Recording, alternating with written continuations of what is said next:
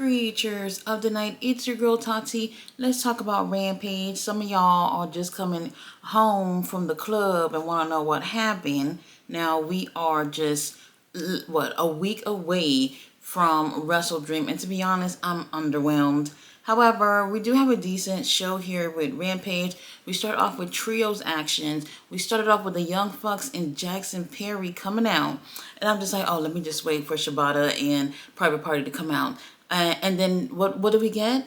We already had Shibata, of all people, getting the jobber's entrance already in the ring with Private Party. And I was just like, oh, where they do that at? I cannot believe it. Shibata, you know what? I can't believe it. Shibata was on the pre-show this year, All In. Oh my God, let me not get into it.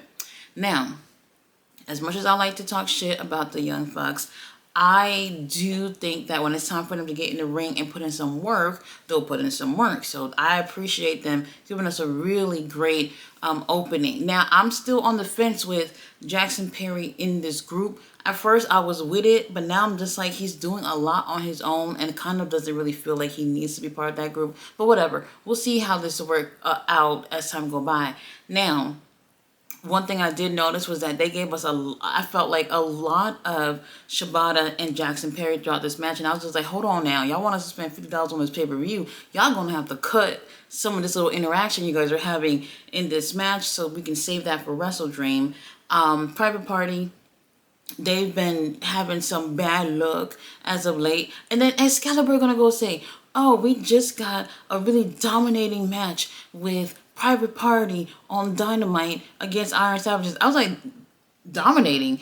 Iron Savages didn't even get a chance to breathe and they had already lost. There was nothing dominating about that match. Straight up squash. Anyway, this I really did like, and I was very surprised to see how this match ended, especially after Private Party and Shibata got the jobber's entrance. Now, what ended up happening here is the Young Bucks hit the EVP trigger on Brother Zay. Brother Zay ended up rolling out. Then they were setting up the TK driver onto Mark Quinn. Now, just about time when I can't remember which brother it was outside the ring to go in the ring to do the TK driver.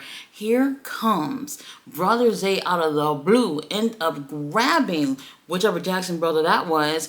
And then Mark Quinn with the upset here with the classic roll up for the win. And this is just that one time where I'm just like, I'm going to take it.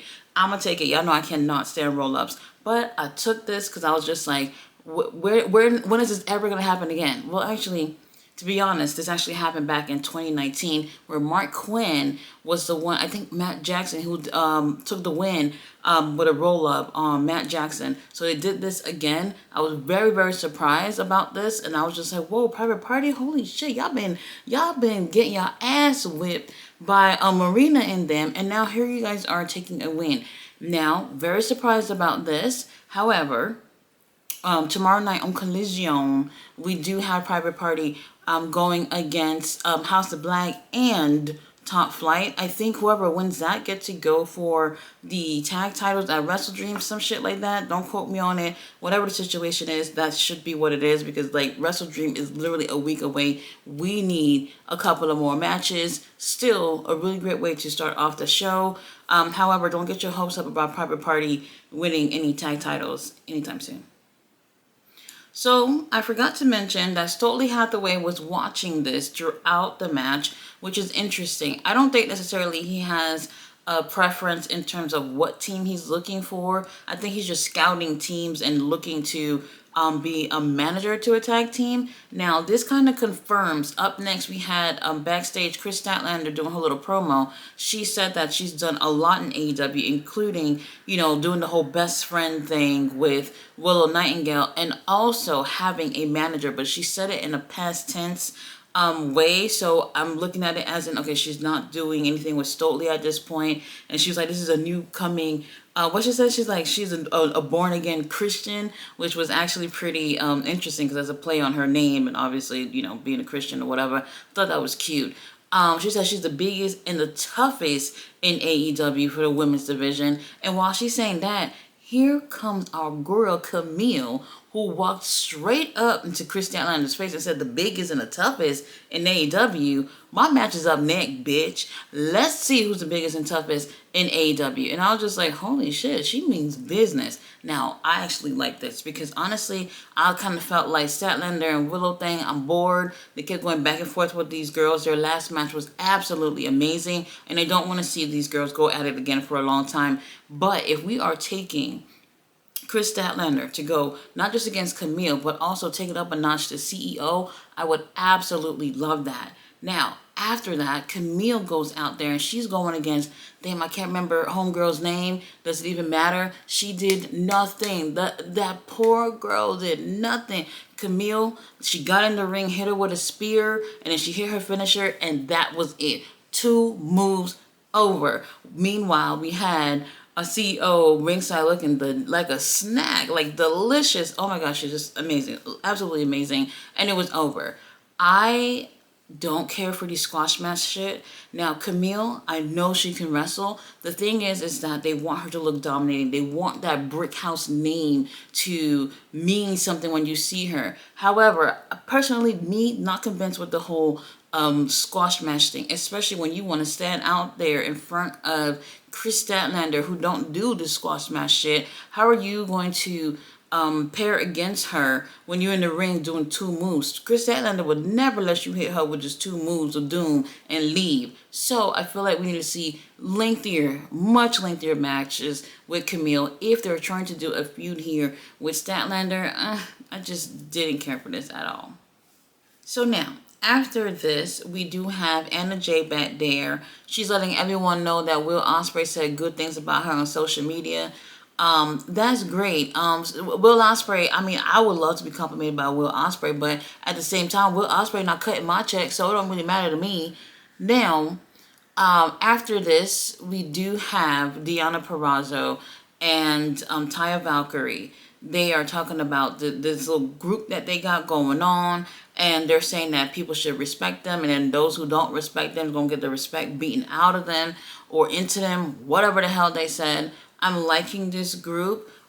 Well, we haven't really seen much of it. I'm just thinking it's promising what we're seeing so far. I don't know where it's going to go. I would love to see a female faction. At least give us one more girl in this group. I think that would be very interesting. Now, we do also have a match with Hardy Cameron and Queen Aminata. And this is so interesting because all the women's segments and matches came back to back to back to back to back. And it just felt like just that, I don't know, close to 15 minutes or so of the show was just the women's. And I thought that was very interesting because I don't remember them ever doing this before. And I like the way they did that. We'll see if they'll continue to do it that way. Now, I know I've said shit about Hardy Cameron, and Hardy Cameron, she's very inexperienced, and I think you can tell. However, I'm going to give credit where credit's due. She has absolutely improved, and I really do like what I'm seeing with her.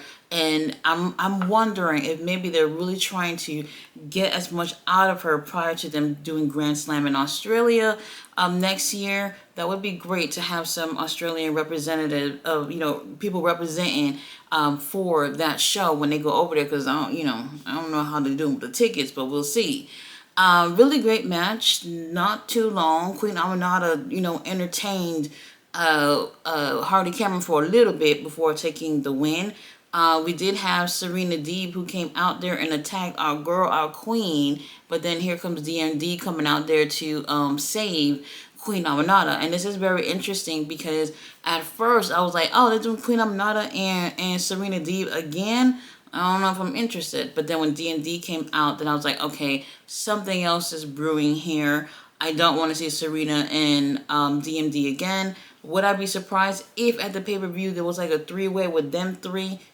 Wouldn't be surprised about that. But I thought we was probably leaning towards more going against DMD and Mariah for the women's title. Not sure where they're going with it. But I did appreciate them, what it seems like them taking time to have just a section of the show dedicated to the women. And real talk, when DMD came out there, the crowd didn't give a fuck. This was still taped after the Dynamite in Pittsburgh, and something about that crowd. Tony Khan, let's not go back over there. I'm over it. Now we have a promo with Daddy Ass and the Acclaim, and surprise, surprise, Max Caster is wearing that jacket that the MXM collection had made. Is gay as hell, but for whatever reason, I kind of liked how it looked at on him. Honestly, Max Caster, I would put a paper bag over your face. He has a nice body, and Anthony Bowens too. Daddy Ass looks good too.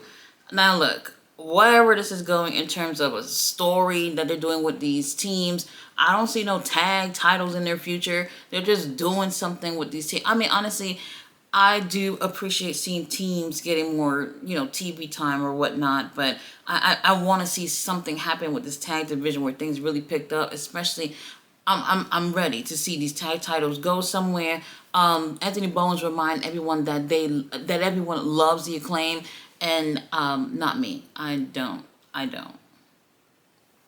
Main event, the conglomeration. I'm so over this group. I'm so over it. Orange Cassidy teaming up with Kyle O'Reilly. Kyle O'Reilly, I love you though. I do.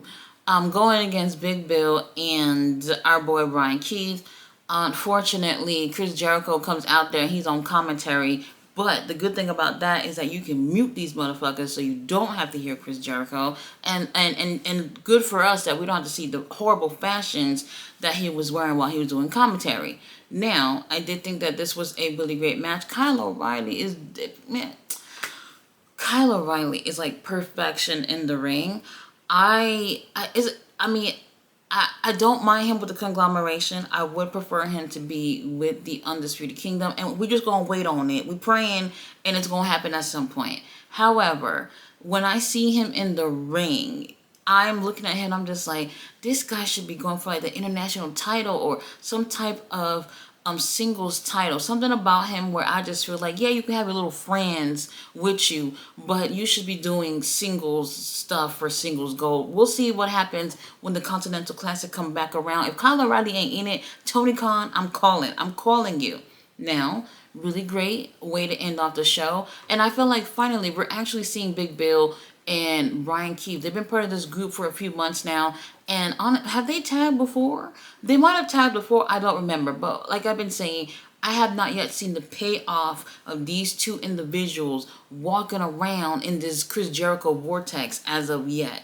Now, great chemistry with both of these teams. Orange Cassidy, I'm over it. I'm so fucking over it. But he's great in the ring. Now, Chris Jericho at some point, he sees Brian Keith getting hit with an ankle lock, and he's just like, oh no, his bitch ass is gonna tap. Let me go over there and do something about it. Now he goes over there trying to get involved into this match, causing a distraction, and then here comes Rocky Romero coming from the back to even things up. And I was just like, I cannot believe they bothered Rocky Romero to be part of the conglomeration.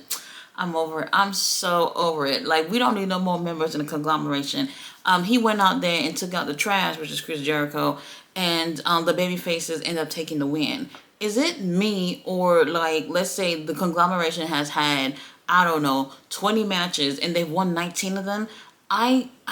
Maybe it's because I'm pro heel.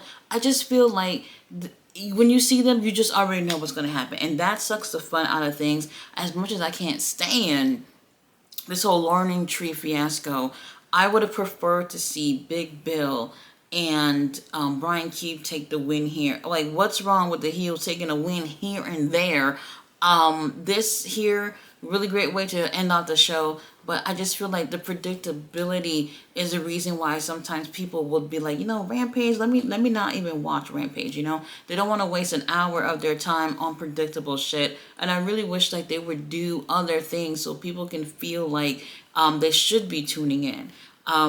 As usual, I understand this is a babyface world or whatever, but people want to have fun and see different things that they're not going to sit here and predict before the show actually started. But I won't lie, that beginning, the opening match with Private Party taking the win, I don't think anybody saw that happening at all. So at least with that, the predictability wasn't there. Now, Wrestle Dream still a week away. I'm not excited about it at this point, but we'll end up seeing what happens with that. We got Collision tomorrow night. Everybody and their mama's going to be watching Bad Blood.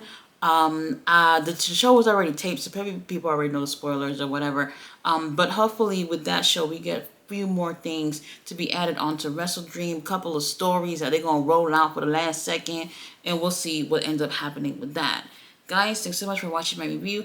I'll be back with a review tomorrow on Collision, and I'll see you guys then. Bye.